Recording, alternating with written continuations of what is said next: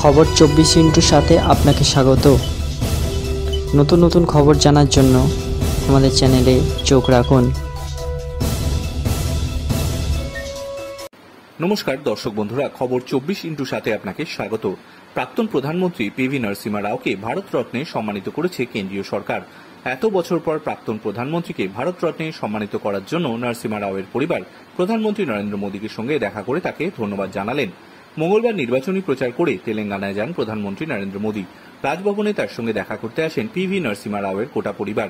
ছিলেন নরসিমহা রাওয়ের ছেলে পিভি প্রভাকর রাও, কন্যা বাণী দেবী, জামাতা কে আর নন্দন, নাতি এন.ভি. সুভাষ। প্রধানমন্ত্রী প্রায় আধ ঘন্টা আলাপচারিতা করেন তাদের সঙ্গে।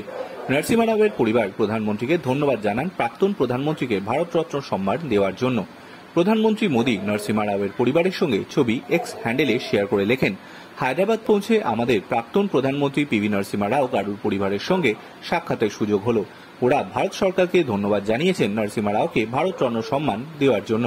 তিনি আরও লিখেন, আমরা একাধিক বিষয় নিয়ে আলোচনা করেছি। বিগত কয়েক বছরে ভারতের অগ্রগতি নিয়ে আনন্দ প্রকাশ করেছেন নরসিমহা রাওয়ের পরিবার। আমরা ভারতের সংস্কৃতি এবং ঐতিহ্য নিয়েও কথা বলেছি। প্রয়াত প্রাক্তন প্রধানমন্ত্রী নরসিমহা রাওয়ের নাতি সুভাষ, যিনি একজন বিজেপি নেতাও, তিনি জানিয়েছেন তার ঠাকুরদাকে দেশের সর্বোচ্চ সম্মান দেওয়ার জন্য পরিবারের তরফে সবাই প্রধানমন্ত্রী মোদীকে ধন্যবাদ জানিয়েছেন।